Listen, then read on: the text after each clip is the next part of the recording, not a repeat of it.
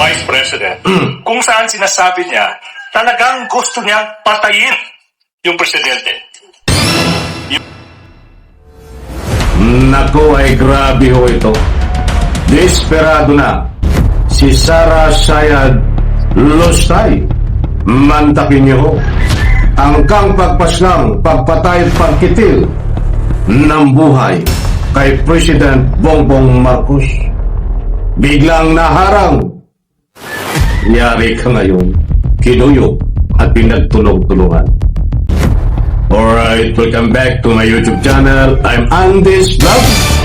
Mga kaibigan, grabe ho ito. Talagang lahat ay ginagawa ni Sara Sayad Lustay maging illegal. Mantakin niyo ho. Itong mainit-init pa na usapin ngayon ay ang pagharang sa masamang gawain sa tangkang pagpaslang pagkitil ng buhay kay President Marcos ni Sara Sayad Lustay. Ay puti lang ho at naharang. Ayan tuloy, kinuyog ka at pinagtulong-tulungan. Shoutout po sa lahat mga kaibigan. Huwag niyo pong kaligtaan. Panoorin, pakinggan ng ibabagi ko po sa inyo.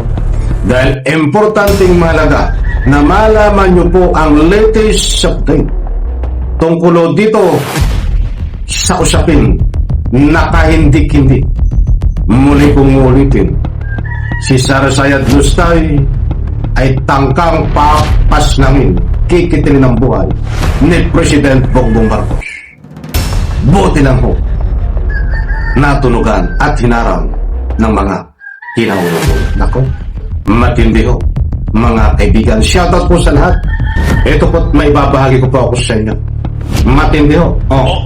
Pinapakita ng prosecution na yung mga nasabi ng Vice President sa gabi niyon, November 20, 2024, hindi po yan nag-iisang statement ng Vice President. Kung hindi, yun po yung culmination sa mga series of statements ng Vice President kung saan sinasabi niya talagang gusto niyang patayin yung presidente. Yung First Lady, tsaka yung former Speaker of the House. Your Honor, please. We invoke Rule 130, Your Honor, please, Section 35 of the Rules of Court. Etong mga statements na to, they prove one thing. Talagang may plano na, talagang may system na, talagang may knowledge na yung Vice President sa anong gusto niyang gawin sa Pangulo. Gusto niyang pugutan ng ulo, gusto niyang patayin. No less than the President of the Republic of the Philippines, Your Honor. At ang tanong... Maliwanag po mga kaibigan, hindi ho tayo dito nagpapakalat ng mga fake news. Nandyan ho, ibinahagi ko po sa inyo. Ito po yung naganap na ruling ng impeachment. Diyan po sa Senado ang paglilitis kay Sara Sayad Lustay na pinagtulong-tulungan ho ng mga kinaukulan ng mga batikan na abogado na pinatunayan ho, nilabas ang ebidensya, nilatag ang mga ebidensya na talagang tunay na may balak at tangka si Sara Sayad Lustay nakitili ng buhay ni President Bongbong Marcos. Subalit hindi po natuloy dahil naharap. Mamaya ko po i-explain kung paano siya naharap, mga kaibigan. Nako, ito po ba dito ay kung may krimen o kung may kung ang asal ay karapat-dapat sa Vice-Presidente? We are able to answer two questions, Your Honor, please. The charges against the Vice President ay yung pagbibitray ng public trust, Your Honor, please. That is also, Your Honor, please, a culpable violation of the Constitution. Now, yung usaping, was that a criminal act? Yes, Your Honor, please. Kaya nga, yung NBI, through this witness, will prove na nag-file na ng kaso yung NBI against the Vice President exactly sa mga naging pagbabantaan niya.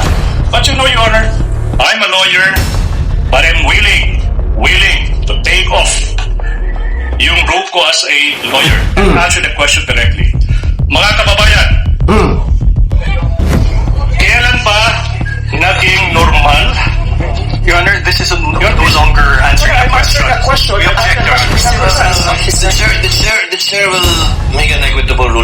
kindly let the gentleman finish because it's a senator judge asking a question. Nagkaroon discussion. Thank you, Mr. Presiding Officer. Go ahead.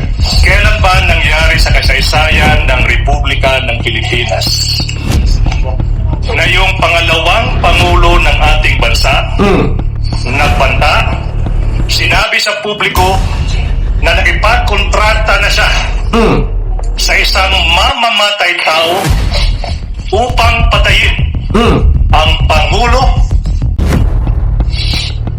ang First Lady, yung asawa niya.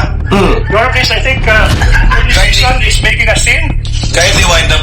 Ay maliwanag ko mga kaibigan, durog na una dito si Sarasaya Lustay dahil yan po ang naganap diyan sa impeachment. Ito pa ho, matindi pa ito. Pakinggan po natin.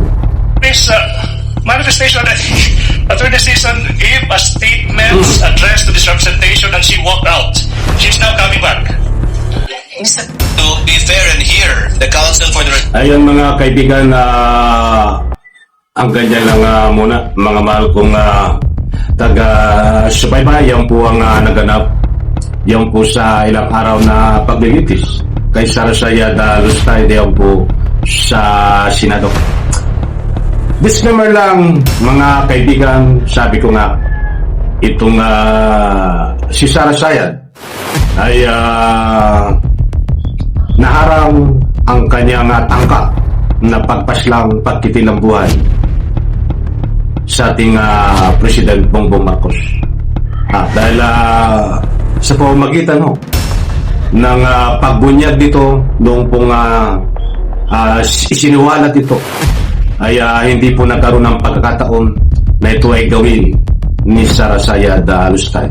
Kaya't nasabi nga natin na itong si Sarasaya Lustay ay kinuyog din at pinagtulong-tulungan ng dahil dito sa naganap sa impeachment na paglilitis sa kanya ay pinagtulong-tulungan mo siya ng napakagaling na depensa, prosecution para palabasin ang katotohanan sa pamagitan po na yan.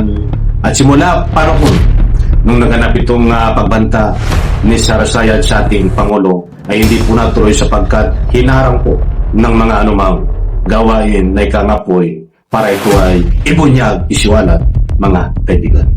Hindi po siya hinarang sa pamamagitan ng anumang komisyon. Hindi po siya pinagtulong-tulungan sa pamamagitan ng anumang komisyon na personal.